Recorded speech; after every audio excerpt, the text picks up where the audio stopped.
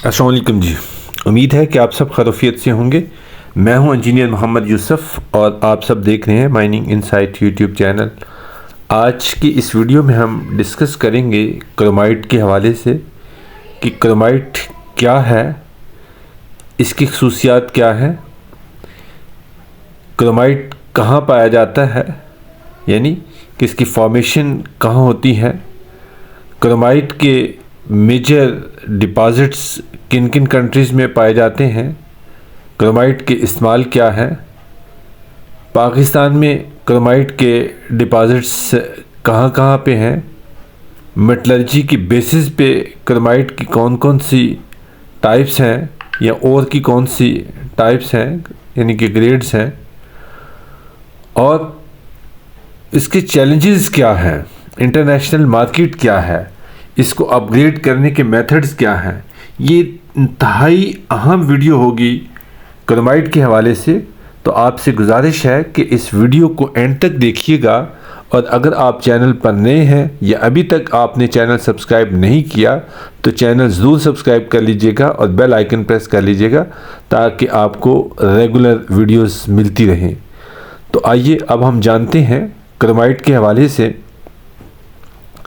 तो chromite basically एक metallic mineral है और ये सबसे बड़ा बल्कि वाहिद बड़ा सोर्स है क्रोमियम हासिल करने का। इसका केमिकल फार्मूला है iron chromium oxide FeCr2O4 FeCr2O4। अब अगर हम इसकी फ़िज़िकल कैरेक्टरिस्टिक्स की बात करें या फ़िज़िकल खसूसियात की बात करें तो कलर के लिहाज से ये ब्लैक टू ब्राउनिश ब्लैक होती है, इसकी स्ट्रीक ब्राउन है, लस्टर इसका मेटालिक टू सब मेटालिक है, हार्डनेस 5.5 है मोहर स्केल पर, स्पेसिफिक ग्रेविटी 4.5 से लेकर 4.8 तक है, यानी कि काफ़ी हैवी है ये। और मैग्नेटिक प्रॉपर्टीज इसकी अगर देखी जाए तो ये वीकली मैग्नेटिक है, यानी कि हल्का सा मकनातीस को ये कशिश करता है और इसका क्रिस्टल सिस्टम क्यूबिक है। इसकी फॉर्मेशन कहाँ होती है? क्रोमाइट प्राइमरली यानी कि बुनियादी तौर पर अल्ट्रा मैफिक और मैफिक रॉक्स हैं, जैसा कि पेरिडाइट, डोनाइट और सर्पेंटिनाइट्स, ये इनमें नॉर्मली पाई जाती है। अब हम देखते हैं कि दुनिया में मेजर क्रोमाइट पैदा करने वाले ममालिक कौन कौन से हैं।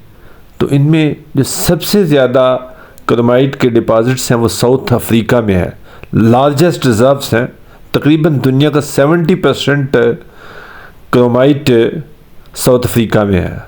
फिर तुर्की है, कज़ाकिस्तान है, इंडिया, पाकिस्तान, ओमान और ज़िम्बाब्वे, इन कंट्रीज़ में क्रोमाइट के ज़खायर पाए जाते हैं।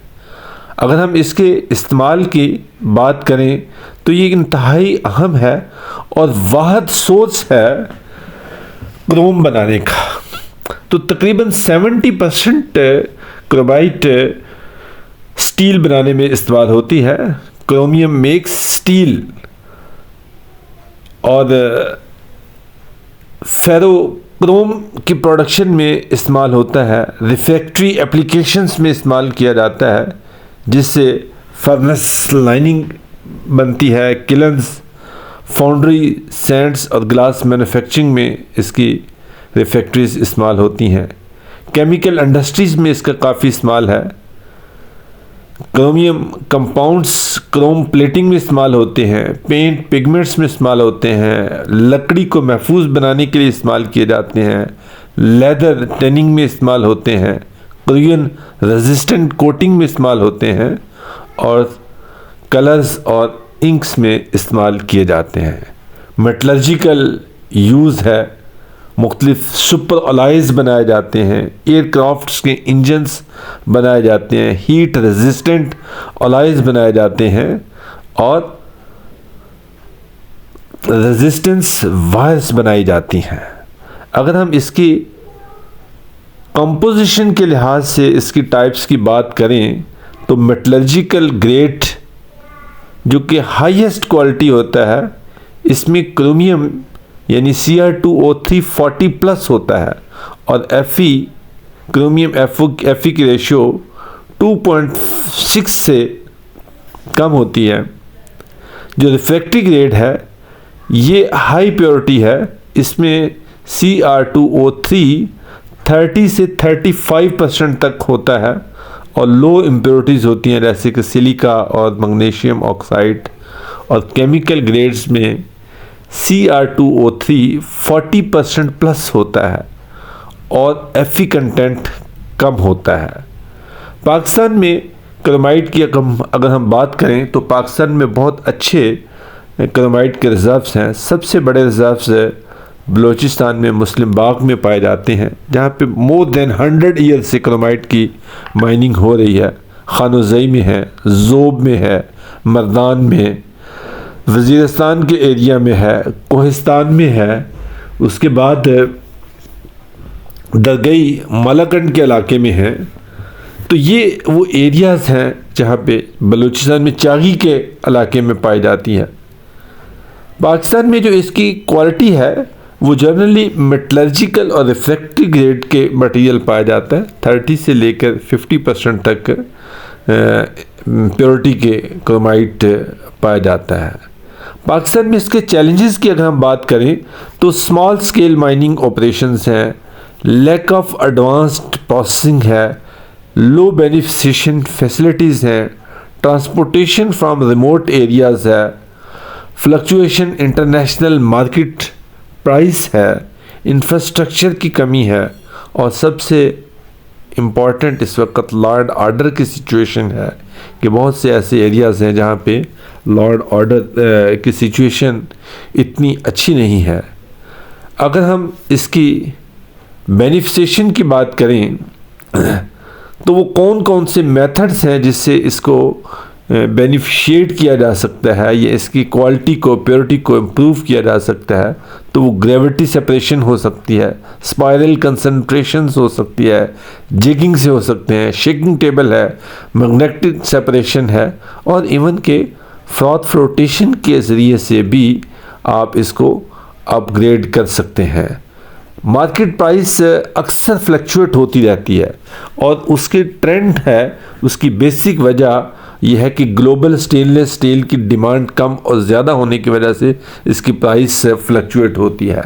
फिर चाइनीज़ फेरोक्रोम की प्रोडक्शन भी बहुत बड़ा मैटर करती है। साउथ अफ्रीका की पावर सप्लाई के इश्यूज़ हैं और एक्सपोर्ट पॉलिसीज़ भी इसमें मुतासर होती हैं। अगर हम जनरल प्राइस रेंज की बात करें, ये कंफर्म नहीं है, जनरल एक आइडिया है। मेटलर्जिकल ग्रेड तकरीबन $180 से लेके $350 पर टन तक उसका रेट है। रिफ्रैक्टिव ग्रेड $250 से लेके $400 पर टन है, जबकि कंसनट्रेट्स के रेट जो है $100 से लेके $250 पर टन है। मुझे उम्मीद है कि ये वीडियो आपको अच्छी लगी होगी और आपको एक पूरा प्रोसेस समझने में मदद मिली होगी। एक बिगनर को कहाँ से स्टार्ट करना चाहिए कि उसको नॉर्मली एक्सप्लोरेशन वर्क से यानी कि सर्वे से, स्टडी से, जियोलॉजिकल स्टडी से पहले, ताकि उसका रिस्क मिनिमाइज़ हो सके। फिर माइनिंग है, क्रशिंग है, स्क्रीनिंग है, अपग्रेडेशन है यानी बेनिफिशिएशन है, एक्सपोर्ट ऑफ और लोकल सेल है, स्मेल्टिंग टू प्रोड्यूस फेरोक्रोम है और use in stainless steel plants हैं। तो ये एक कंप्लीट इसका ऑल अबाउट जिसको आप कह सकते हैं कि क्रोमाइट के बारे में। मुझे उम्मीद है कि ये वीडियो आपके लिए इंतहाई नॉलेजेबल रहेगी, तो इसको आप किसी न किसी के साथ ज़रूर शेयर कीजिएगा। और अगेन मैं रिक्वेस्ट करूँगा कि आप माइनिंग के हवाले से अपने आप को अपडेट रखना चाहते हैं, सीखना चाहते हैं, तो माइनिंग इनसाइट यूट्यूब चैनल को आप ज़रूर सब्सक्राइब कीजिए। बहुत शुक्रिया।